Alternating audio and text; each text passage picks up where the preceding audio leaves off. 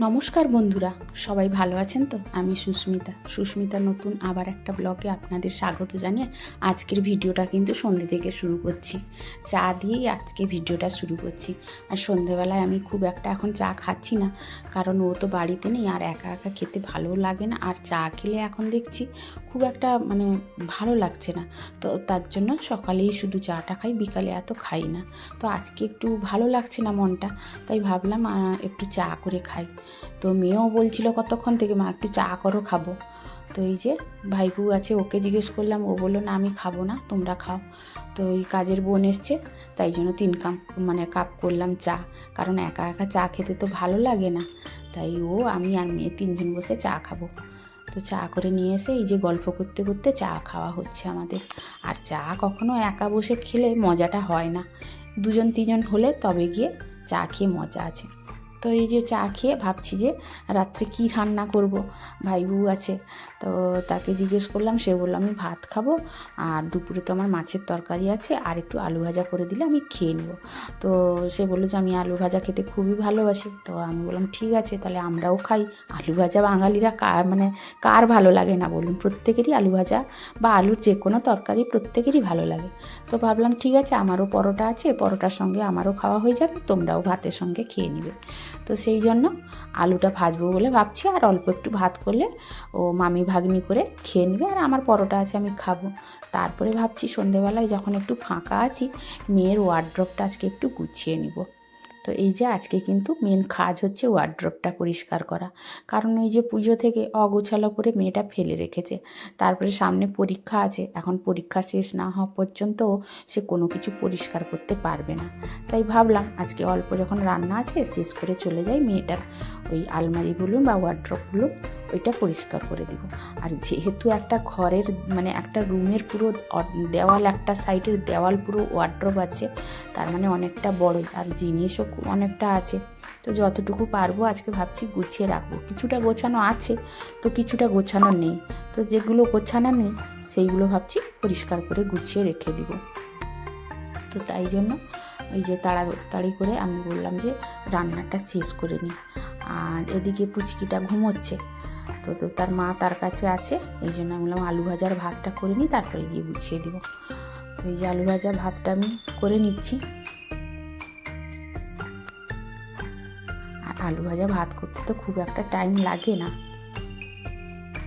আর বন্ধুরা কিন্তু এতক্ষণ যারা আমার ভিডিওটা দেখছেন তাদেরকে অনেক ধন্যবাদ পাশে থাকার জন্য। এবং আগে কিছু স্মৃতি আমার আগের দিনের সব স্মৃতি কিছুটা জড়িয়ে আছে, কিছু জিনিস আপনাদের সঙ্গে শেয়ার করব। তো অবশ্যই আমি আশা করব ভিডিওটা শেষ পর্যন্ত প্রত্যেকে দেখতে থাকুন। তো ভালো যদি লাগে কোনো অংশে তাহলে অবশ্যই কমেন্ট করে জানাবেন। আর এই যে বলতে বলতে কিন্তু আমার আলু ভাজা হয়ে গেল।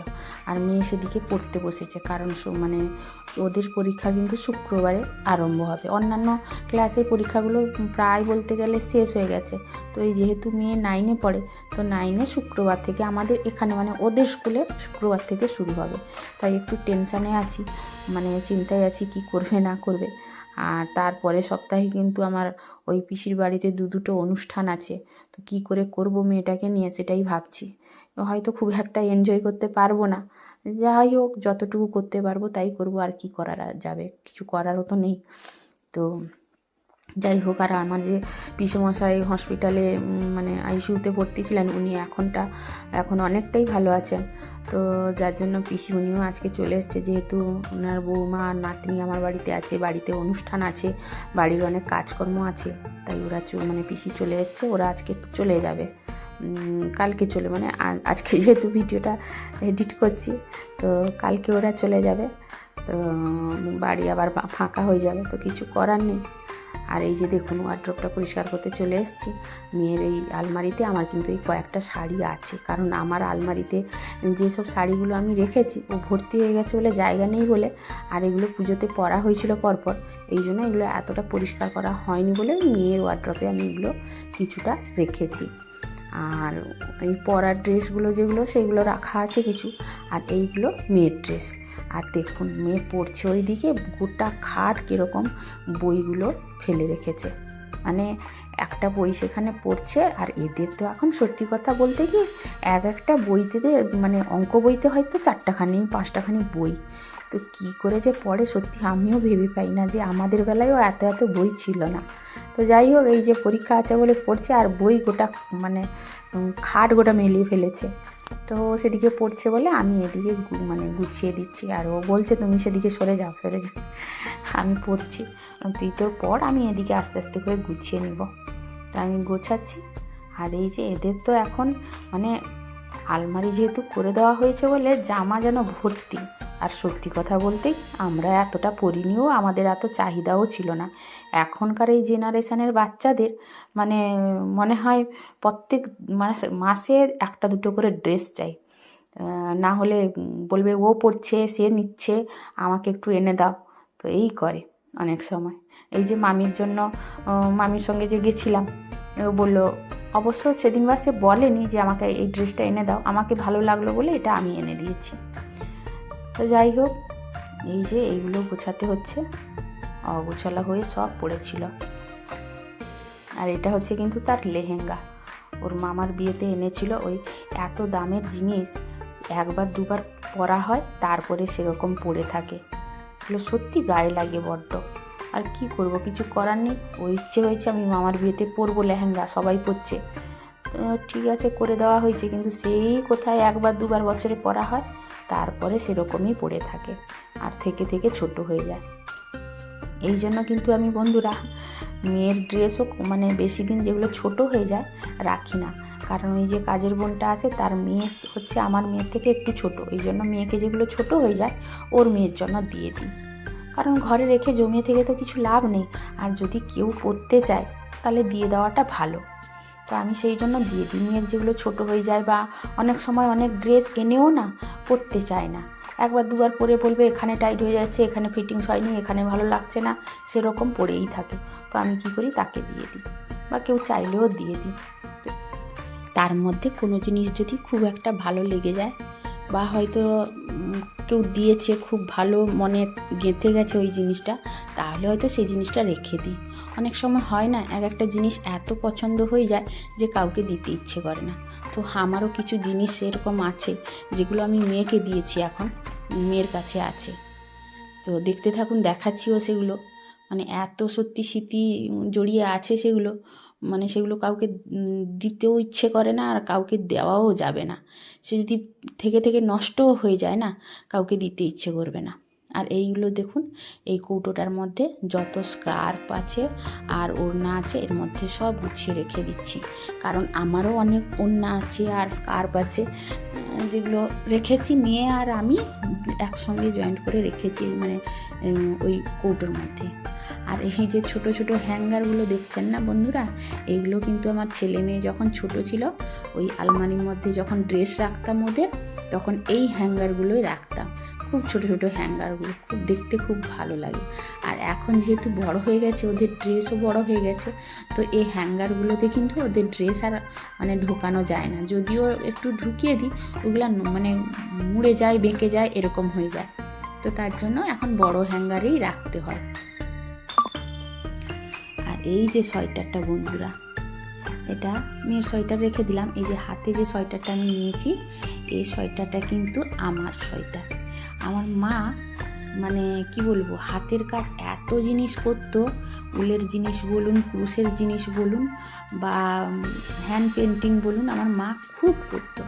কিন্তু মানে আমরা ছোটোবেলায় সোয়েটার কোনো দিন কিনিনি বাজার থেকে। আমার বাড়ির সবাই প্রত্যেকে, কেউ কোনো দিন বাজার থেকে কেনা সোয়েটার পরিনি। আমার মা সবসময় হাতে তৈরি করতো। কিন্তু দুর্ভাগ্যবশত আমার মার যখন ব্রেস্ট ক্যান্সার ধরা পড়ে, অপারেশন হওয়ার পরে কিন্তু হাতের কাজ একদমই করতে পারেনি। এটাই হচ্ছে আমার লাস্ট সোয়েটার, মানে এটা করার পরে আর মা সোয়েটারও করতে পারেনি।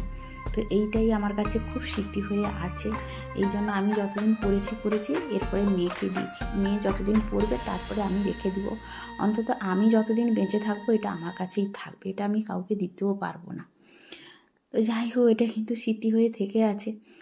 আর আমার মা কিন্তু সত্যি খুব ভালো, মানে সোয়েটারও যত রকম ডিজাইন বলুন, বা ক্রুশের যত ডিজাইন আছে সব রকম, ছায়ার লেস, ব্লাউজের লেস, প্রচুর করতো, কিন্তু ওই অপারেশনের পর থেকে আর একটু কিছু করতে পারে না।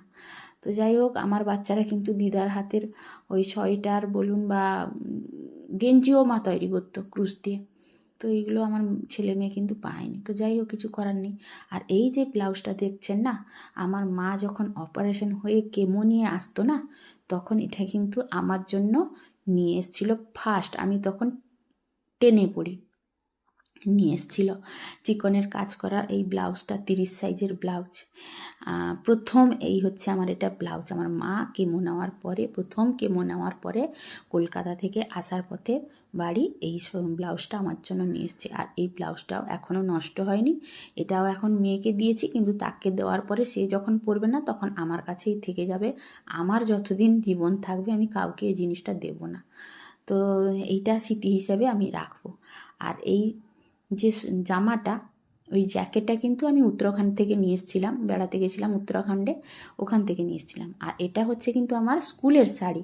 আমি যখন 9, 10, 11, 12 পড়েছিলাম, এটা আমার স্কুলের শাড়ি, এখনও ভালো আছে। তো এটাও আমি কাউকে দেব না। আর এই যে তার আগে যে ফ্রকটা দেখালাম, এটা আমার কিন্তু কাকুর দেওয়া। কাকু আমাকে শেষ এই ফ্রকটা দিয়েছিলেন। কাকু এখন আমাদের মধ্যে নেই, ওইটাও কিন্তু আমি স্মৃতি হিসাবে রেখেছি, কাউকে দেব না। আর এই যে সাদা স্কার্টটা, এটাও আমার কিন্তু আমার পিসিমণির দেওয়া। তো এই জিনিসগুলো না সত্যি স্মৃতি হয়ে আছে। এই জিনিসগুলো আমি আজীবন আমার কাছে রাখবো, আমি কাউকে দেব না। তো এই জন্য এখনও মাঝে মাঝে খুলে ওইগুলোকে মানে দেখতে ইচ্ছে করে বলে ওই মেয়ের ওয়ার্ড্রপে রেখেছি। যখন ইচ্ছে হয় খুলে একটু দেখি, একটু গায়ে জড়িয়ে নিই, তারপরে আবার রেখে দিই। আর ওপরে হচ্ছে ওয়ার্ড্রপের ব্যাগের কালেকশান মেয়ের। এটা হচ্ছে ওই যে লেহেঙ্গা আর গাউন এইগুলো। আর এটা হচ্ছে মেয়ের সব সোয়েটার আর ওই পঞ্চু টুপি এইগুলো। আর এটা হচ্ছে আমার এই কয়েকটা শাড়ি, এখানে পরা শাড়িগুলো এইখানে আছে কয়েকটা। এইগুলো হচ্ছে আমার শাড়ি, এই যে পুজোতে সব বের করে পরা হয়েছিল ওইগুলো সব। আর এটা এই যে পরা ড্রেসগুলো পুজোতে পরা হয়েছে, তারপরেও পরা হয়েছে, কাচা হয়নি মেয়ের এটা। আর পেছনে আমার আছে। আর এতে সব স্কার্ফ, ওড়না এই সব জিনিসগুলো আছে, আর যেগুলো খুচরো জিনিস ওইগুলো।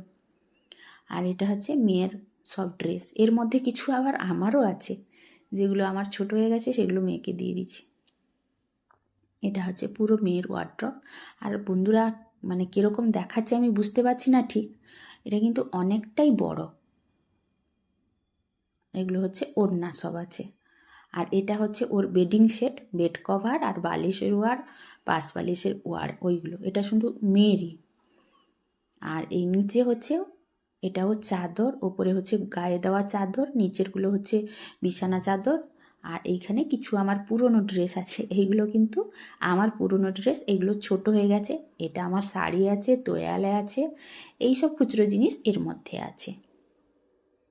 তো এটাই হচ্ছে মেয়ের ওয়ার্ড্রপ। এই যে নিচেরগুলো গোছানো ছিল, খালি উপরেরগুলো গোছালাম।